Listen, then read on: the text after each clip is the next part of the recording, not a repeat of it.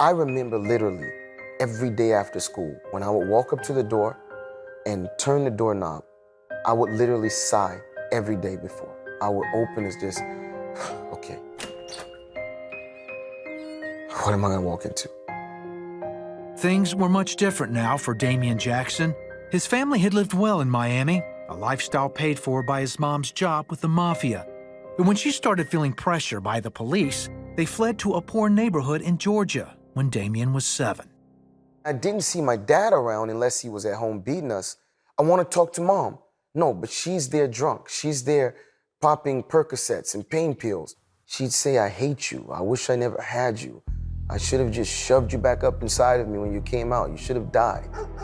With his sense of worth diminishing, Damien started getting into fights, taking his anger out on others. I felt kind of like I was imposing my will on them. It's like, now they feel pain. I'm not nothing. I can beat this person. I can beat that person. He also started smoking marijuana. Get high, stay high, and just don't think about life. I didn't like to sit back and think how messed up my family was. Then, when Damien was a teenager, his father announced he was gay and no longer wanted a family. Damien's mother took the kids and moved in with another man, but he didn't want a family either. He would be so nasty. He would complain about everything. Until one day, he said to my mom, I'm sick of this. I don't want them here. You have a choice. Either they go or you go. And my mom, she just lowered her head and said, sorry, y'all have to go. A door opened for darkness, and I just went and said, I'm unloved, no one cares about me, so I'm gonna keep going until I die. Someone's gonna kill me, and then this life will be over. Forced to live on the streets, Damien dropped out of school and started selling drugs. He also joined a gang that, at first, felt like the family he never had. You laugh, you get high, you drink, you rap, you make jokes, you go to parties, you talk together. But then, when the other side of it comes in, is when you start to realize, no, this is serious. When you're getting shot at, when people are trying to kill you. I was actually sure my entire life that I would die before 18.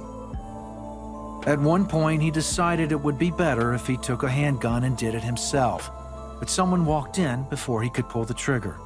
My parents didn't care, my sisters didn't care, brothers, uncles, no one. That's where I was at. It's like, it was a day-to-day, I'd just rather die than to live like this.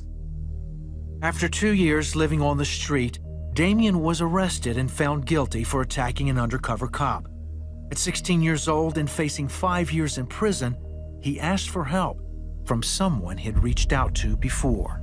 And I always said that little quick, like, oh God, help me get out of here, kind of thing.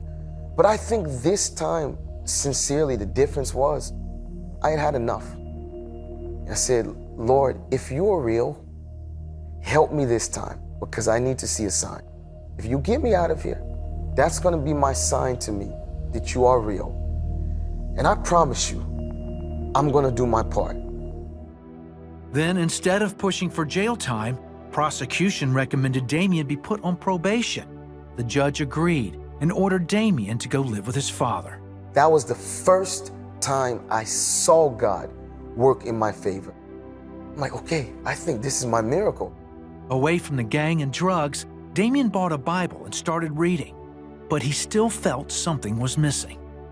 I said, how can God accept me and forgive me after everything I've done? I knew that maybe I had a chance, but it's like an inner battle. When he helped me get out of jail, I knew, okay, this had to be God. But that didn't make me feel like, okay, I'm forgiven and I'm saved, I'm welcome. I still wrestled every day with the things I've done. At church, a pastor started teaching him about God's love and forgiveness, but even then he found it hard to accept.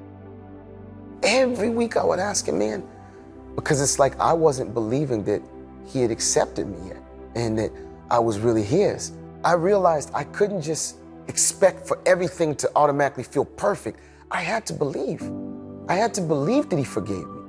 That was when I said, God, I'm no longer in this gang. I'm done with this. I am not doing this anymore. I'm yours. And I want more of you and less of me from now on. And I'm going to pursue you. I'm going to get closer to you. And I'm going to bring you to this whole world.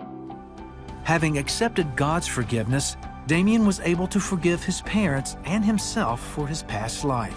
At 21, he became a pastor in order to fulfill his promise to God.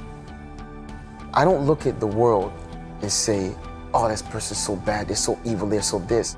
But if they had God in their life, then they could change. See, God didn't look at me the way people did. They saw a criminal, a gangbanger, a thug, a dangerous guy. God looked at me and saw a hurt child, a hurt soul. I had to find my peace and my happiness in Jesus. I had to realize His love is enough.